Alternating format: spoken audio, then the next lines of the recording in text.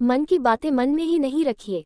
रात के 9 बजे थे। किरण सुबह से ऑफिस और घर का काम करके थक गई थी। वैसे भी उसका 7वां महीना चल रहा था, इसलिए अब सोना चाह रही थी। तभी फोन की घंटी बजी। उसने फोन उठाकर हेलो कहा। दूसरी तरफ से प्रशांति आंटी थी। हेलो आंटी, इतनी रात गए आपने फोन किया, सब ठीक है ना? आंटी माँ की सबसे अच्छी सहेली थी। दोनों ने साथ में पढ़ाई की थी। शादी के बाद भी दोनों ने अपनी दोस्ती को बरकरार रखा था। दोनों दिन में एक बार किसी भी समय हेलो हाय तो जरूर बोल ही लेती हैं। आज इन्होंने मुझे फोन क्यों किया? माँ से बात नहीं हुई है क्या? क्योंकि आंटी विजयवाड़ा में रहती थी और हम लोग हैदराबाद में रहते थे। पापा का बिजनेस है यहाँ और मेरा ससुराल भी यही हैदराबाद में है, इसलिए मैंने माँ लोगों के घर के पास ही घर खरीदा और यहीं रहने लगी। फोन पर प्रशांति आंटी की आवाज आई। किरण सुनाई दे रहा है ना?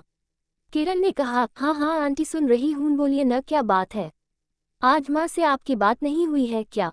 आंटी ने कहा, तुम्हारी माँ की तबीयत तो ठीक है ना?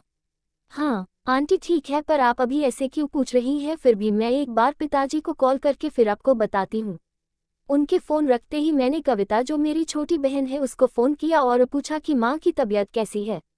उसने कहा, उन्हें क्या हुआ है, ठीक ही है, सो रही है शायद।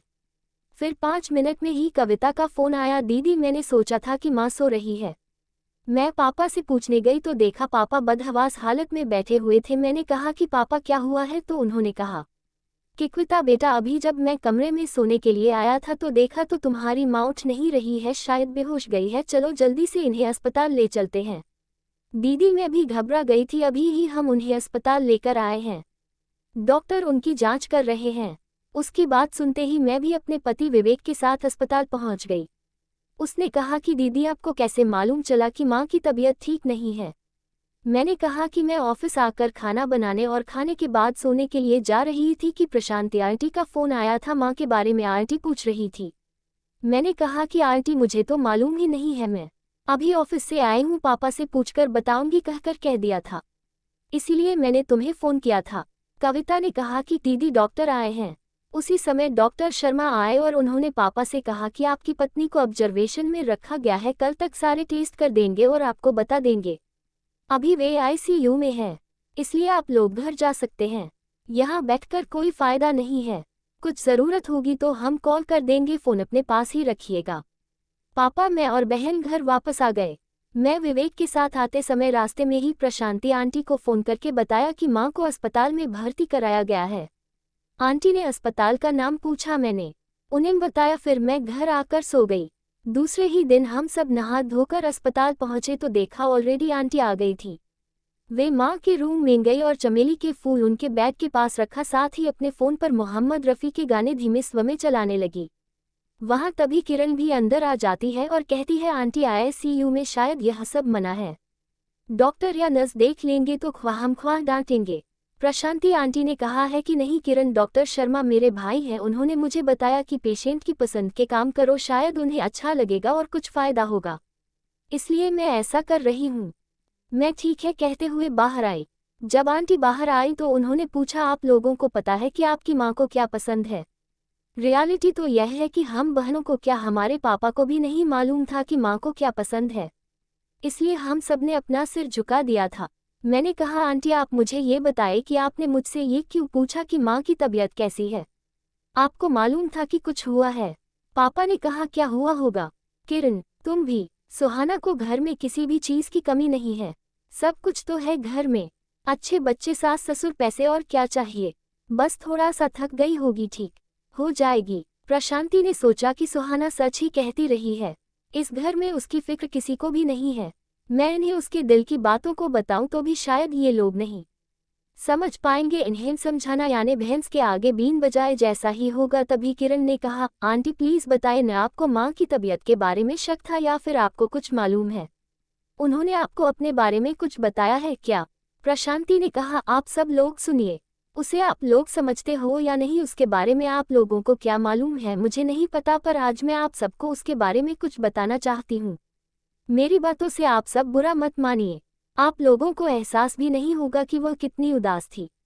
और आलोक जी, पैसे घर लोगों को खुशी नहीं देते हैं। आप खुद सोचिए, वह सुबह से लेकर रात तक किसकी क्या पसंद है ये ध्यान में रखकर उनकी फरमाइशों को पूरा करती है। कभी भी आप लोगों ने उसे बताया था क्या कि आपकी क्या पसंद है? नहीं ना, फिर वह आपकी पसंद को कैसे जानती है, कभी सोचा है? हमारे चाहने वालों की पसंद या नापसंद को बिना बताए जान लेना ही असली प्यार होता है। किरण, तुम्हें आलू के पराठे पसंद है दही के साथ, है ना? और कविता, तुम्हें आलू के पराठे बिल्कुल नहीं पसंद हैं, सही है ना? तुम्हें तो पूरी और आलू की सूखी सब्जी पसंद है, मैं सही कह रही हूँ ना? आलोक जी, आपको तो रोटियों से परहेज है, आपको चावल पसंद है और आपके माता पिता को बिना मसाले बिना मिर्च का खाना चाहिए। और गिनाऊं आप लोगों की पसंद नापसंद को? उसे क्या पसंद है आप लोगों में से किसी को मालूम है नहीं ना? कभी भी आप लोगों ने उस पर या उसकी हरकतों पर ध्यान केंद्रित करने का प्रयास किया है? नहीं ना। ये सब तो ठीक है आंटी, पर माँ किस बात से दुखी है? उसे क्या तकलीफ है बताए ना, मैं जानना चाहती हूँ। किरण, तुम परसों रात भर नहीं सोई, तुम्हें प्रेगनेंसी के दौरान कुछ न हो जाए इसलिए वह रात भर तुम्हारे घर आकर तुम्हारे लिए जागती रही, क्योंकि तुमने उसे बुलाया था कि माँ रात को मेरे पास रहिए, मुझे घबराहट हो रही है, और सुबह आते ही उसे घर के काम भी करने थे। कविता अपने दोस्तों के साथ टूर पर जाना चाहती थी। सुहाना उसे भेजना नहीं चाहती थी, पर आपके पापा ने परमिशन दे दिया था, इसलिए वह कुछ कह नहीं सक रही थी। पर इन सब बातों को सोचने के उसका कारण बीपी बढ़ गया था। मैंने उससे कहा भी था कि डॉक्टर के पास चली जा, क्योंकि बीपी बढ़ गया तो प्रॉब्लम हो जाएगा, पर कहती है रहने दे, सो जाऊंगी तो ठीक हो जाऊंगी। वैसे भी इस घर में मेरी फिक्र किसे है? दूसरे दिन जब फोन किया था कि कल अस्पताल गई थी कि नहीं, तो कहती है नहीं गई।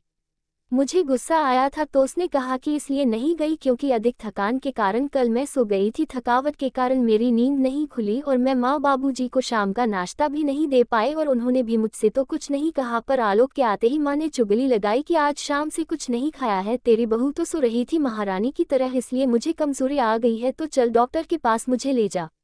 आलोक को गुस्सा आया कि उसके माता पिता का मैं ठीक से ख्याल नहीं रख रही हूँ। कमरे में आकर चिल्लाने लगे कि तुमसे नहीं होता है तो कह दो, मैं अपने माता पिता का ख्याल खुद रख लूँगा, पर इस तरह से इस उम्र में उन्हें तकलीफ मत दो। मैंने उनसे कहा भी कि मैं भी साथ चलूंगी। हल्की सी झपकियाँ गई थी, पर मेरी बात सुने बिना ही गुस्से से बाहर जाते हुए कहा, तुम सोती रहो, आराम करो, मैं अपने माता पिता के साथ चला जाऊंगा। एक बार भी न पति ने सोचा था और न ही सास ससुर ने कि हमेशा ध्यान रखने वाली बहू आज क्यों सो रही है, उसे कुछ तकलीफ तो नहीं है। परंतु नहीं, किसी के भी मन में यह बात नहीं आई और उसने अपने बीपी की दिल में रख लिया था। जब से मैंने ये सुना मुझे डर था कि उसकी बीपी बढ़ न गया हो, इसलिए मैंने तुमसे पूछा था कि माँ की तबीयत कैसी है, और कुछ नहीं। आलोक को लगा इतने सालों से हम साथ हैं, वह एक मशीन की तरह काम कर रही है और एक बार भी मैंने उसके बारे में नहीं सोचा। सच ही तो कहा प्रशांति ने कि हम जिन्हें चाहते हैं उनकी पसंद नापसंद पता चल ही जाता है। मैंने तो कभी उस पर ध्यान ही नहीं दिया था, मुझे लगता था कि पैसे और बड़े घर से आराम मिल जाता है। हे ईश्वर, सुहाना को जल्दी से ठीक कर दो, अब मैं उसका ख्याल अच्छे से रखूंगा। वही लड़कियों ने भी सोचा माँ एक बार घर आ जाए, बस हम उन्हें कोई तकलीफ नहीं होने देंगे। डॉक्टर ने आकर आलोक को बताया कि अब आपकी पत्नी ठीक है, हमने कमरे में शिफ्ट कर दिया है, आप मिल सकते हैं। आलोक भागकर कमरे में गए, देखा सुहाना उनकी तरफ देखकर मुस्कुरा रही थी। आलोक ने कहा, सुहाना मुझे माफ कर देना, मैंने तुम्हारा ख्याल न रखकर बहुत बड़ी गलती की है, अब ऐसी गलती नहीं दोहराऊंगा। मैं बदल गया हूँ, मुझे एहसास हो गया है कि जिंदगी कभी धूप कभी छाँव के समान होती है। तुम अपने घर आओगी तो तुम बदलाव महसूस करोगी। सुहाना के चेहरे पर मुस्कान आ गई थी। बच्चों ने भी माँ से माफ़ी मांगी थी। दोस्तों, माँ कभी भी अपनी पसंद नहीं बताती है। जैसे वह हमारी पसंद नापसंद को ध्यान में रखती है, वैसे ही हमें भी उसके बारे में सोचना चाहिए, क्योंकि एक बार समय हाथ से निकल गया तो वापस नहीं आता है। बाद में वही बात हो जाती है। अब पछताए क्या होता है जब चिड़िया चुग गई खेत। मेरे ख्याल से कभी कभी हमें भी अपने दिल की बात बच्चों और पति तक पहुंचाना चाहिए, वे हमारे अपने हैं, मन की बात मन में ही रखने से अच्छा समय रहते बयान कर देना चाहिए। आप भी खुश रहिए, दूसरों को भी खुश रहने दीजिए। कभी धूप कभी छाँव।